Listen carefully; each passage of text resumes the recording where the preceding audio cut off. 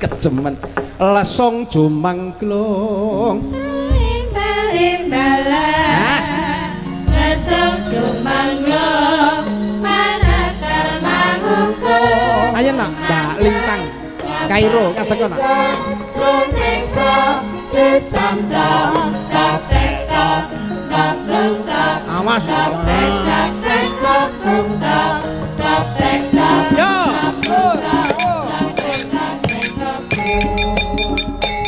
joget to nek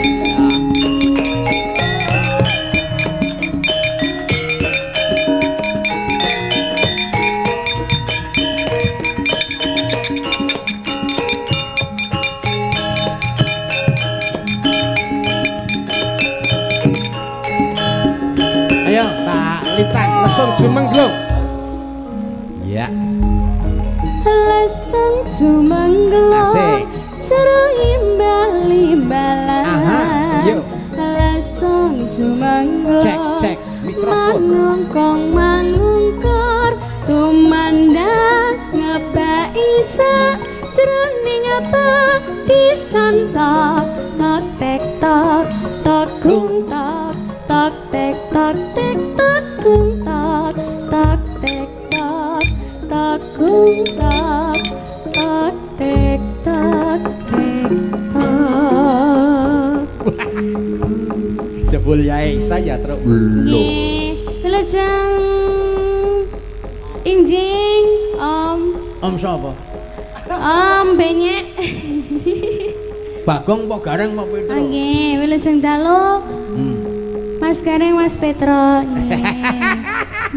wilujeng dalu nduk Cahayu Lintang Kairo ya nak wilujeng dalu bajigur aku ora disapa wilujeng dalu Pakde Bagong good night everything is okay. Yes good night ya good morning ya sekarang yes good morning this morning is very kulkas apa itu udaranya sangat dingin Watan wae kok yo very kulkas kan adem ora ya adem ayo wah Mbak Lintang Kairo nggih jan pamuntutan isih akeh nok nggih laras sing kira-kira urung dipinangkani gek entang dipinangkani ora krasa ngerti-ngerti wis setengah 3 nggih napa nggih wau apa mau takon karo mbak-mbak presidenku sing durung dipinangkani apa oh ya kutut manggung oke kutut manggung aman nggih aman iki panyuwunan saka Gunung Kidul iki Mas Fatah CS mau ngersake kutut manggung nggih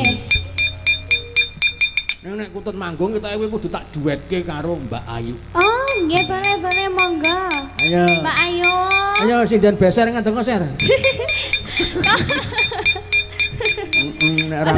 beser pripun to ayo mau jenenge wong noya iki rak ya umum to oh nek pipis ki noya aja muni pipis aku karo Gusti matur apa karo Gusti matur Gusti ajeng pipis ngono ya ora ya oh kira mau ki wis kaiso diempet ya Mbak ya grogi aku no Mbak Lintangnya aku ki grogi lah napa to Mbak sami mawon piye ya lah ya bojoku ya ora kedep awakmu wong endi wonge mbok nanti lunga nanti mau sapa penanggung jawab rombongan ki malah lunga anu paling ngetoki sing do turu-turu oh ya ngerti aku ngerti iki lagi nganu iki agek menata manajemen iya ayo wis ben kanca-kanca ki terus beres mingkari mulih mingkari antuk-antukan ha iya karo nyuda sing padha ril nyambut gawe tertib wis sudah ning 2000 kita tertib kabeh kok tertib kabeh mergo ngerti juragane kejem kejem sapa ayo Bas Boronge nak kejem to ya ora ya ora ya baguse kok ngono kok waduh ya ana pamundutan mriki Mbak Ayu karo Mbak Lintang mau sing ngersake kutut manggung durung di apa jenenge dipinangkani engko ndak cuwa penggale nggih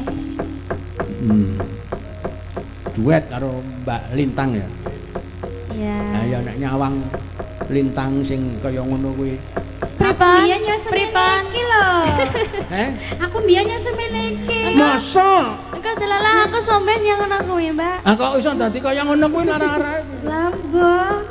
Pupuk gawene iki Iswan mesti ki ya. Lah yo mestine iya. Ya iso ora apa-apa karang. Sesuk ki ya lintang ki sesuk calone ya ngono kuwi. Ya. Ayo coba kaya ngapa arep Mbak Lintang sik apa Mbak Ayu sik? Gentenan. Saking bawon apa? Ora sah, langsung wae, langsung. Engko ndak setengah jam dhewe nek nganggo bawa. Lah njenengan kok jam 3 kok agi gora-gora iki kepiye? Tenangno wae kene iki dalang cerdas kok. Langsung sat sedas-des. Rampung lakon aku 5 menit diadi kok. Hah? 5 menit wis. Lakon Kok kadang ning 2 menit. Lah kok gelis men. Ngerampung kowe lakon kok kesuwen. Gerakane ya mung ngono kae kok. Waduh, gerakane. Delok iki ngomong kuwi kok. Wis ngentek-entek editku ki delok iki. Wah iya. Apa kok kebingungan Werkudara? Ayo, Mbak. Mbak sapa marep?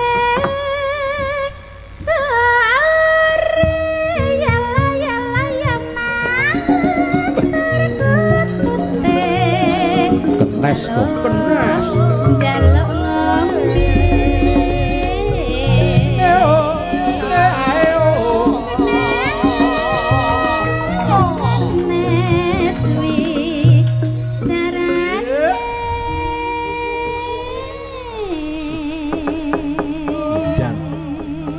Regenerasine Mbak Nyahni. Ah, Lintang Kairo ki regenerasine Ayu. Prastiwi. Heeh, Bu Pras apa Bu Pras? Regenerasine Gali Terminal. Koyo sia-sia. Kaki nek ra disia-sia malah nakokke. Aku mah bingung ora tok sia-sia to. Ngono. Sia-sia kok ditekokke. Kae senenge di kasari. Hah? Senenge dilus Kasari malah seneng. Oh, jenengan senenge main kasar kok. Datane aku dipecuti barang. Senenge main Badake kasar. sapi. Jenengan kasar napa lembut, Bu? Aku ya kasar ya lembut. Nah, Gumantu kebutuhan. ayo. Nek neti senengane halus. Ben dalange kok sepatan rabi meneh. Sopo? Ora mandi. Wong wis arep. Iya. Monggo, Mbak. Ayo Mbak Lintang. Ya.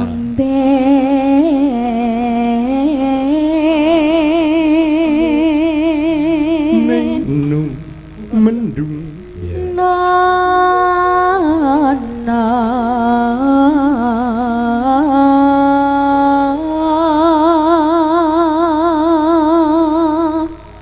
Ya, rame-rame iki terus.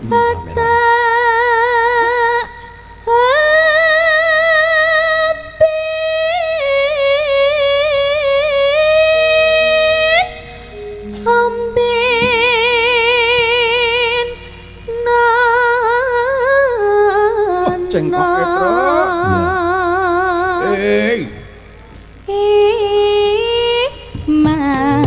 Mano ikut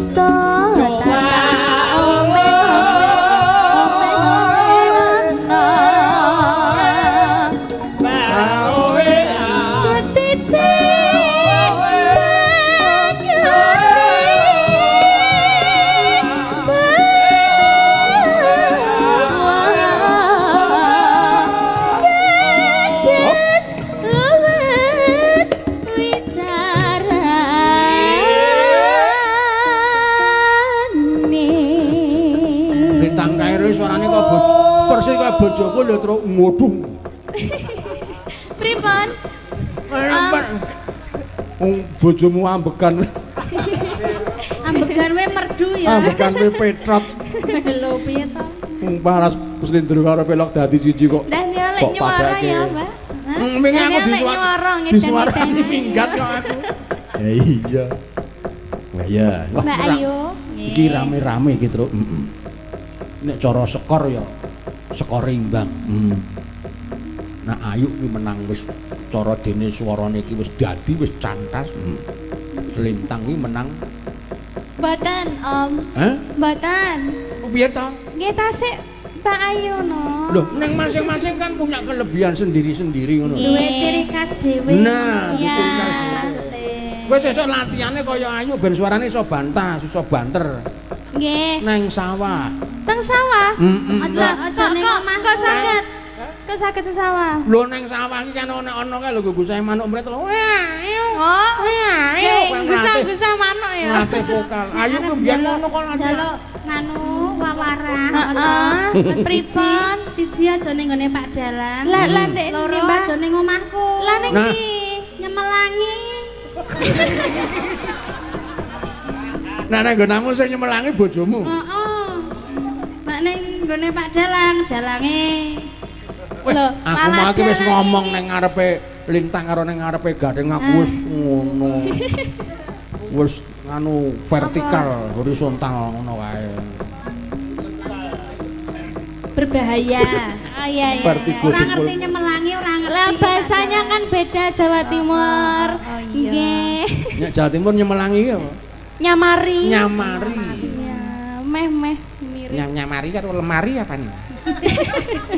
Ayo beda kok nyamari iki mbebayani nek lemari iki nggo nyimpen bekas. Nggih. Jenengan mawon, Pak. Simpen ning lemari kunci ayo.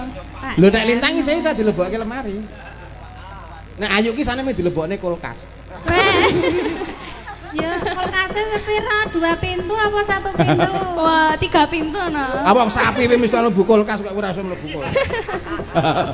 Lah aku padake apa? Sapi. Ora kuwi dagelan lawas. Bagaimana cara memasukkan sapi ke dalam lemari? Carane piye? Ayo dibuka kulkase lah sapine dilebokke terus ditutup rampung.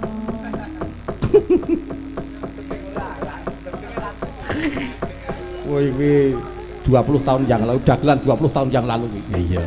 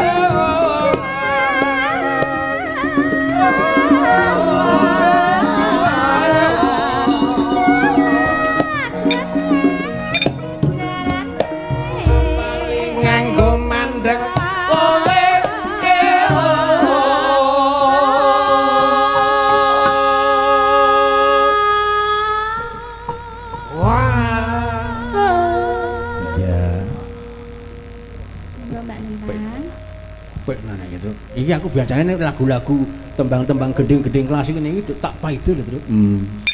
Bengi iki aku terkesima tenan, Tru. Karo sapa?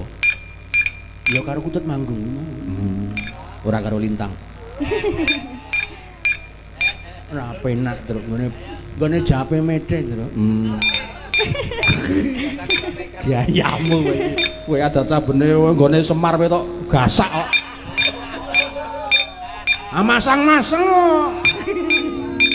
masang-masang dengkulmu ngono bapakne ya enak itu. Ayo tang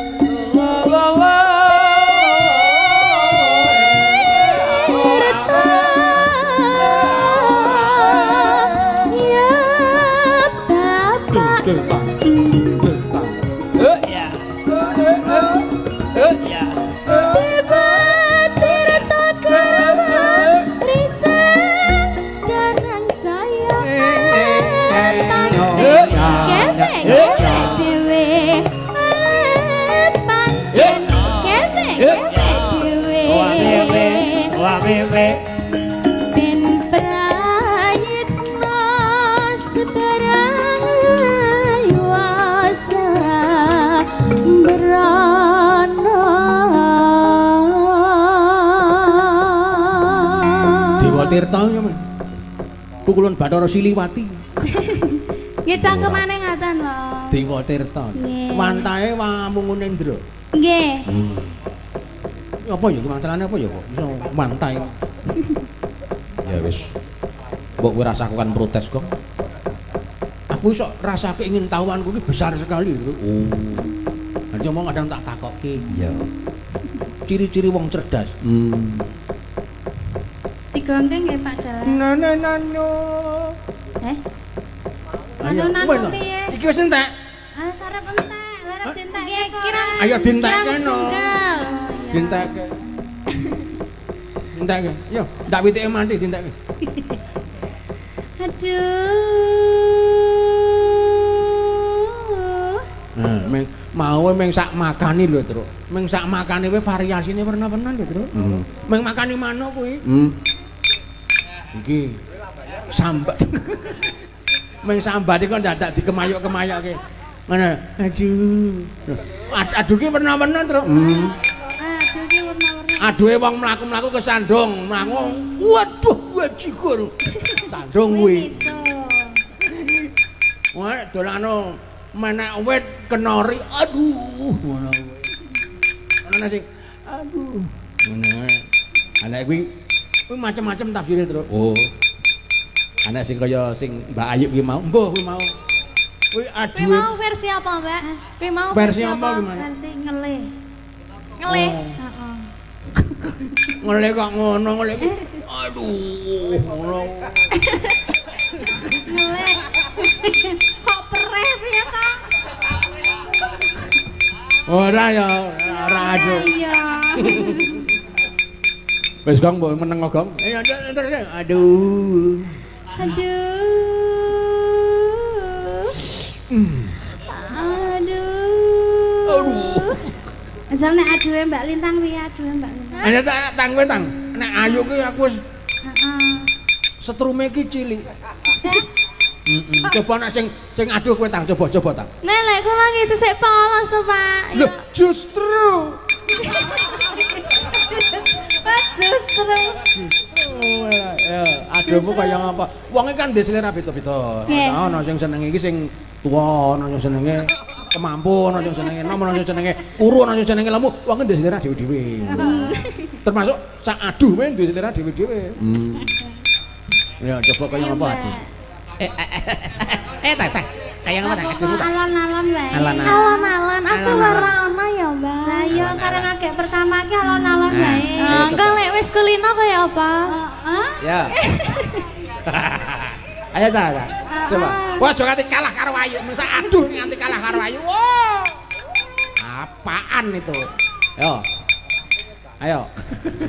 Pak Marjo. Jak kowe meneng aja plester lambemu. Ya, aduh. Ayo aja digeguyu ta. Ayo wis sir dihayati sing tenanan. Aduh, apa piye? Ayo. Aduh. Ayo, terus. Aduh.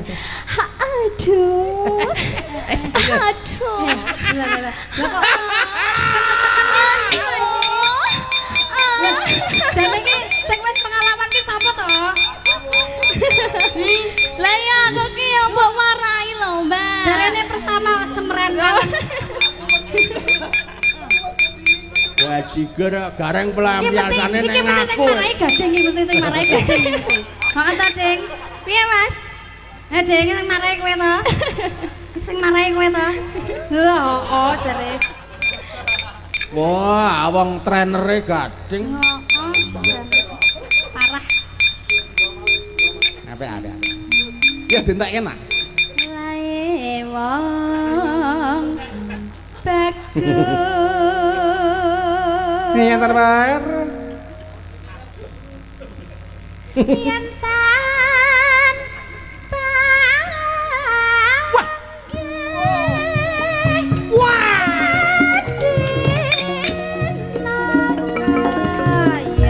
Neng nong neng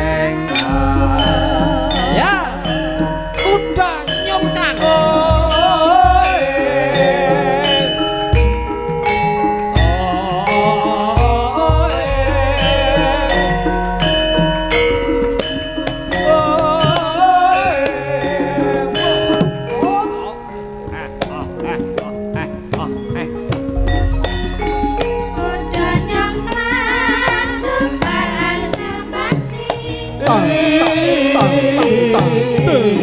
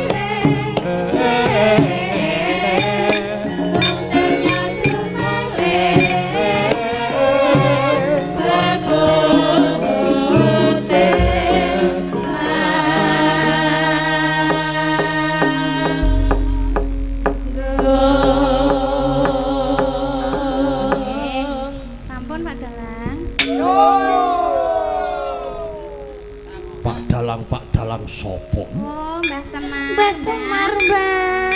Piye, Mbah? Pripun, Mbah? Iki mau gendeng apa? Nembe wonge to, Mbah? Iki mau judulnya Bukit Berbunga. Terus Mbah Godam dawuh.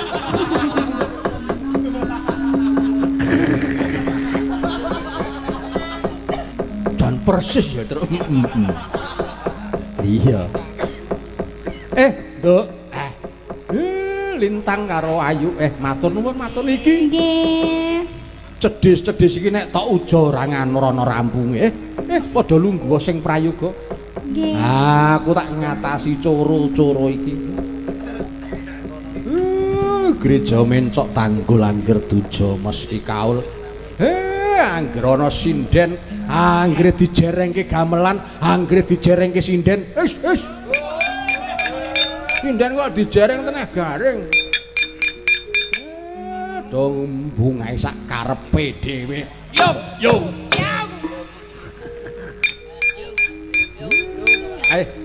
Seba. Seba. Mesake ndaramu Abimanyu kae lho. Ndaramu Abimanyu ki Sungkawa penggalih merga. Ngupadi menyang endi mendrane Sinun Prabu Kresna lha kok kowe do gegojekan. Kuda lumping. Kuda nyongklang, Pak. Kuda nyongklang. Dudu kuda lumping. Dudu. Tak kira sing kuda lumping ora katokan. Sesuk tanggal 20 nak ndelok kuda lumping meni apa? Nanti Nahasia ora tak kandhani. Iya. Ayo sebo dole, wayahe wis gojek wi nek kokean ya ora apik, nggih.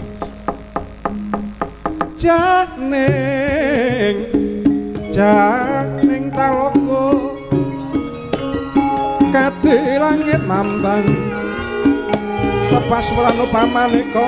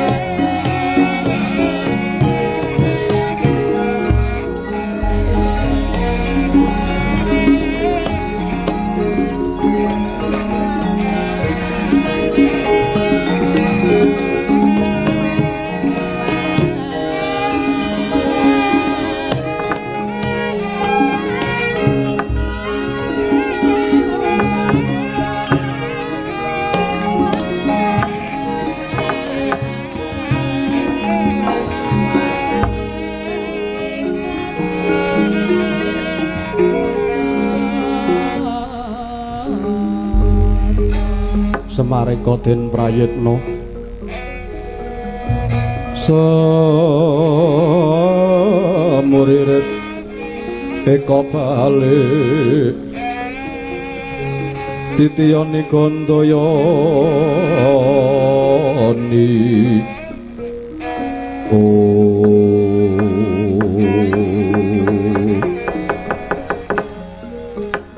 iya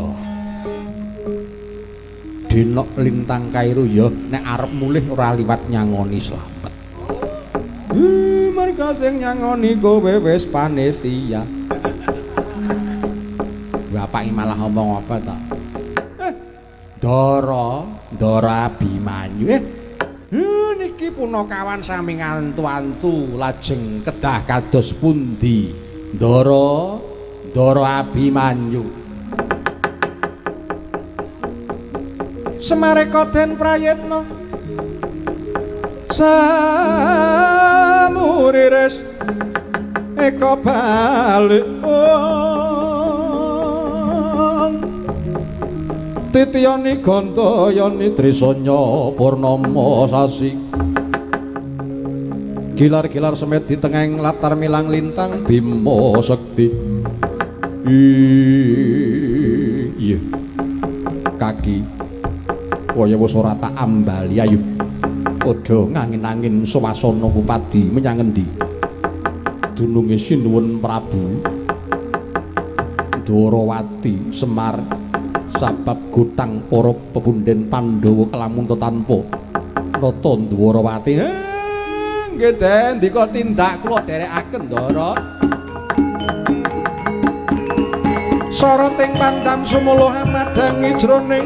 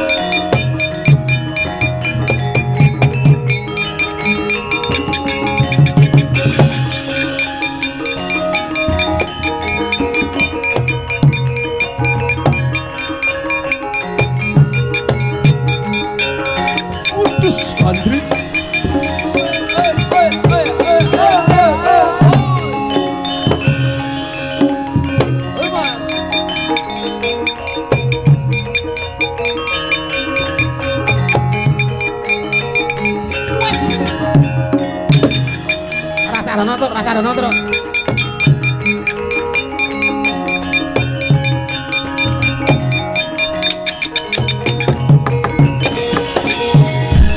Bumi goncang kancing langit kelap-kelap katon lir kincang risang lir kincanging risang mawe gandrung ladal biar ora sisipan duluku iki kaya satriya plongko ati Raden Abimanyu iya dasar kepara nyata ana wujuding buta sing mburi gayen ora kleru Semar Badranaya. Salah. Aku Rama Godam Badranaya. Kowe aja sembrono, Semar. Kowe Semar Abimanyu tuduhna menyang endi Prabu Kresna?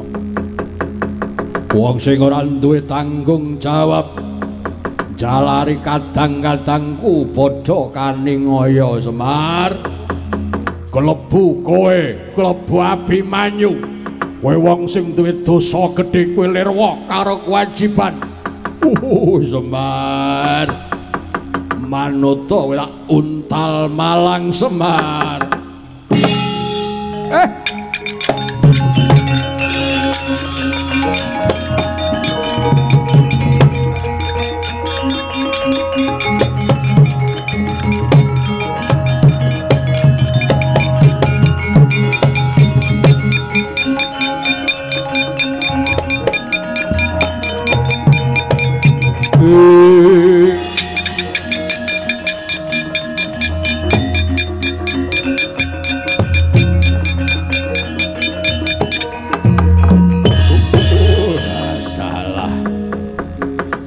sedekku sujud ning ngarepan kowe. Aku ki wong sing ora wedi mati. Mati ki mujudke kabagyan. Yen pancen kodrate Semar kudu mati diuntal buta. Manguntal kula lila ikhlas lahir batin.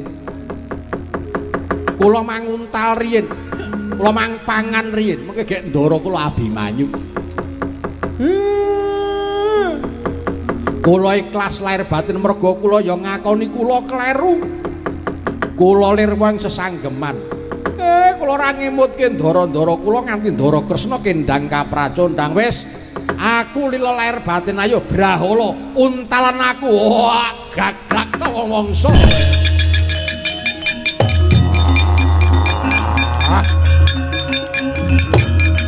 Aduh, abot tenan.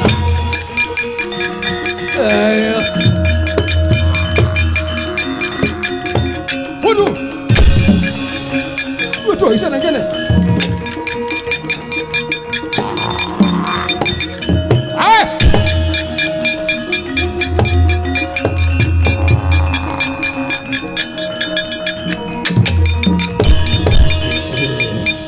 Punakawan kowe aja ndra mlayu.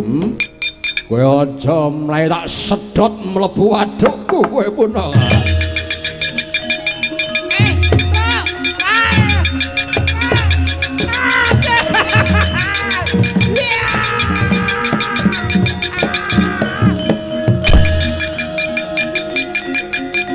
Boyo manut bae to reng.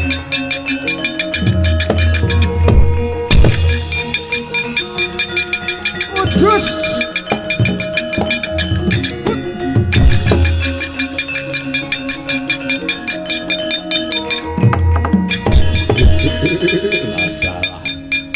Ayo wong sing padha lirwa kewajiban wis manjing ana ing wadukku. Prabu Kresna ngendi nggonmu tekan lak-lakaning jagat. Wah tak oyak kowe Kresna sing lirwa sesanggeman.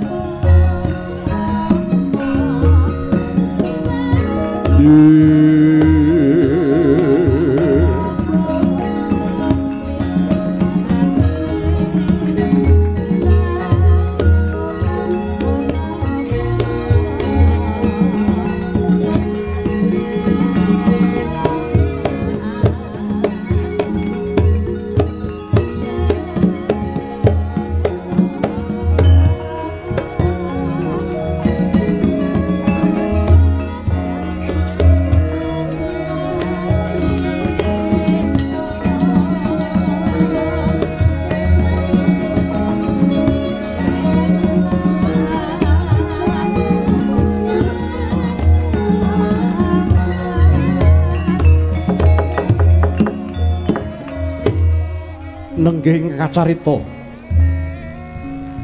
pathet menyura madyaning pertapan Mahiralaya. Lah sinten to warnanira sang pandhita ingkang mesanggrah ing pertapan Mahiralaya nenggih menika to warnanira sang Begawan Janardana ing denadep cantrik ing nami cantrik Maruti. Nalika semanten dengipun sang cantrik Maruti kalian sang Panembahan Begawan Janardana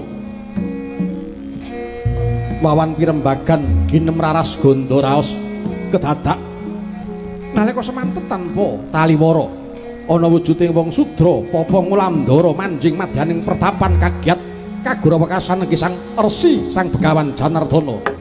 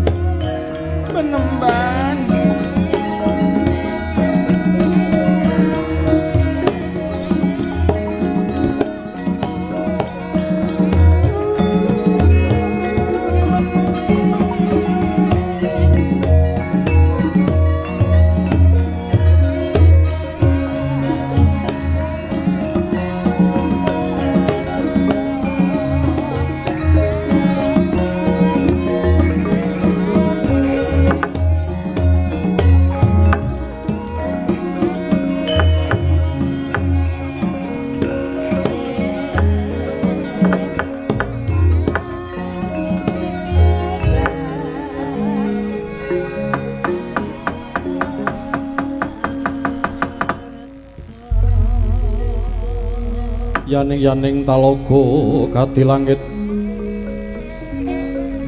mambang tan tepas wulan upamaneka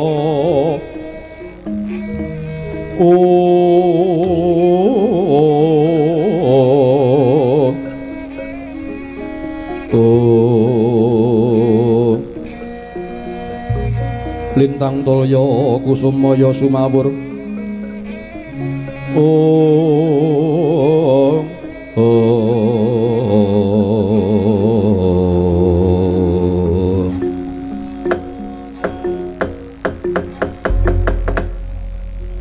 mengkuto dhisik cantrik Maruti wonten pangendika ingkang ngadhawuh sang Adi Panembahan durung nganti purna nggone padha pirembugan antaraning aku kelawan kowe kedadak pertapan Mahiralaya kene ketekan wong sudra cantrik yen to nitik sandang penganggone mbok menawa iki bakal njejaluk marang aku minangka pendhita ning pertapan Mahiralaya kene nggih sang Adi Panembahan monggo awon saya lepat lerestu munten kapijiya menika wonten pengemis cara kasaranipun iya monggo tumunten dipun dawuhi kemawon Panembahan. Iya. Mengko ta dhisik. Wong Karang Pradesan utawa wong sudra. Munggah ning pertapan Mahiralaya kene darepe karep apa? Inggih. Sang Panembahan dipun tepangaken nami kula Yoga Mahendra. Kula menika tiyang saking dusun ereng-erenging Redi Mahiralaya mriki Panembahan. Kula mireng pekabaran bilih wonten setunggaling pendhita ingkang cumandha mesanggrah wonten sak nginggiling gunung. Mbah Anestu dinten samangke sowan kula mboten wonten sanes inggih namung badhe nyuwun paring-paring Panembahan. Lah rak tenan to? Ya. Yen pancen kaya mangkono Yoga Mahendra wonten dawuh mara gage kowe bakal njaluk apa tak kira yen pancen pertapan kene ana mesti bakal tak ulungake marang jeneng para njaluk ngaranana yen kowe bakal njaluk Prabeya utawa njaluk Redana mara gage tampanana yen kowe bakal njaluk beras utawa sak panunggalane pangan kang ana ing pertapan kene kowe uga bakal tak paringi Mahendra. Nggih. Mboten penemban. Kula mboten badhe nyuwun brana picis. Lho. Lah yen kowe njaluk brana picis, kowe bakal njaluk apa? Inggih. Menapa sedaya dana menika kedah arta menapa penemban? Ya, ngene. Ora jeneng dana mono kuwi ora kudu wujud brana picis utawa wujud redana, kuwi babar pisan ora. Lho lajeng menapa kemawon? Menapa kemawon penemban? Ya. Sing angka sepisan kuwi wujud dana picis utawa prabeya. Ingkang kapindho wujud dana bau, kang katelune wujud dana rasa. Sedaya menika kala wau werdinipun menapa penemban? Dana picis tegese paring wujuding brana utawa bondo donya marang wong kang kekurangan yoga mekaten. Ya. Lajeng dana bau asok maring sapadha-padha wujud tenaga sarta pamikir. Kuwi jenenge dana bau. Lajeng nuwun sewu penemban pungkasanipun menika dana rasa. Rasa kok dipun danakaken menika dos pundi penemban? Iya.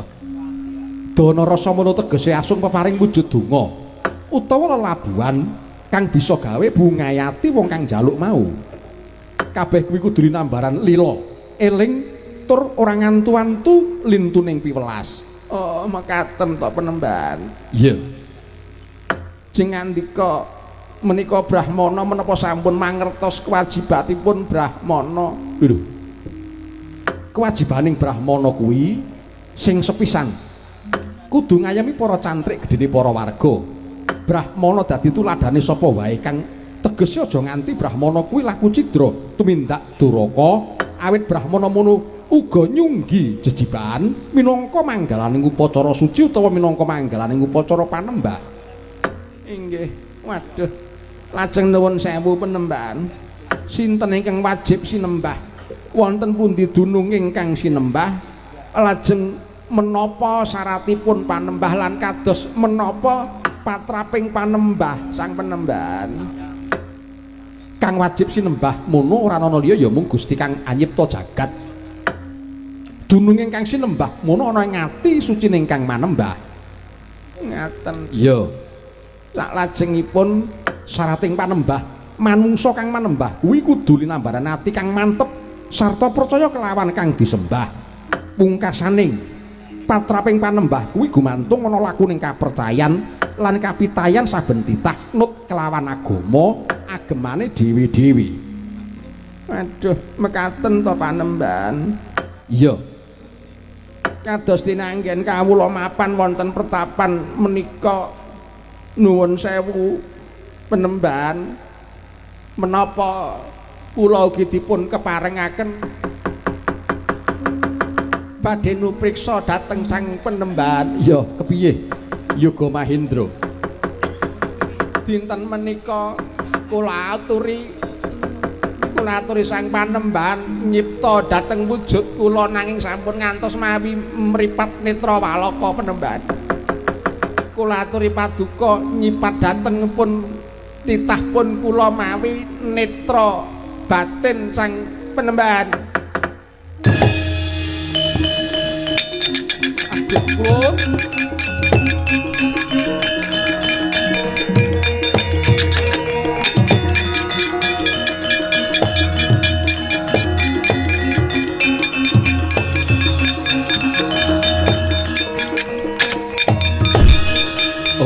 awik namastu purnama sidam sekaring bawana langgeng Resi Janarjana. Ya ulun wis mangerteni kabeh apa kang kita lakoni lan ulun wis nodi marang sepira sucining atinira nggon kita tetulung lan ikhlas marang wong sudra papa ngululandara ingkang sejatine iku pengawak ulun. Nggih pukulun Sang Hyang Pada Wiwenang sembah kula mugi katur sang pukulun. Iya Danardana wonten pangendika ingkang dawuh dina samengko Mara Gage ulun bakal nurunake wujuding wahyu katentreman. Mara Gage tampanan lan waratakna Janardana. Waduh inggih pukulun boten langkung ngestokaken dawuh Sawise mangkon ulun jaluk pamit kundur makayangan. Mboten langkung nderekaken sugeng tindak Bu Ulun.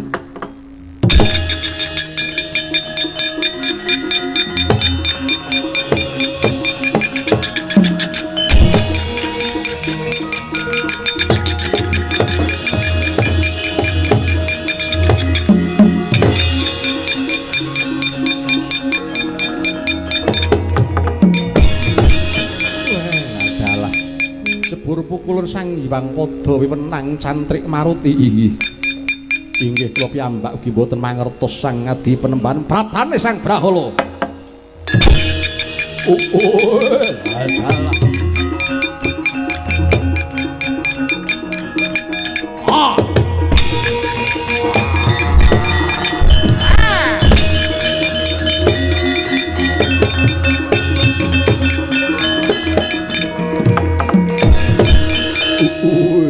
Dalang golek Kresna ora ketemu. Malah ketemu wujuding pendhita. Pendhita tuduhna menyang endi Kresna? Kowe ora iso nuduhke menyang endi papaning Kresna kula kok bela untal malang. Bumi goncang kanjing langit kelap. Katon lir gincanging risang maweh gandrung. Tanggap sasmita nenggih. Sang Resi Janardana nalika semanten. Nalika semanten Sang Resi Janardana sigra nglumpruk sedheku asesiku wonten ngajenganipun Sang Brahala. Sigra sinembah Sang Punang Brahala gedher jroning salira. Badar jatining wujud wantah Sang Prabu Puntadewa lan para kadang-kadang nenggih para punakawan tuwin Raden Abimanyu.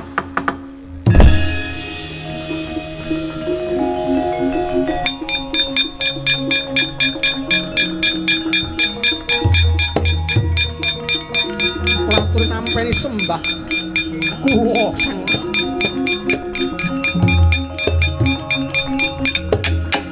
wah waduh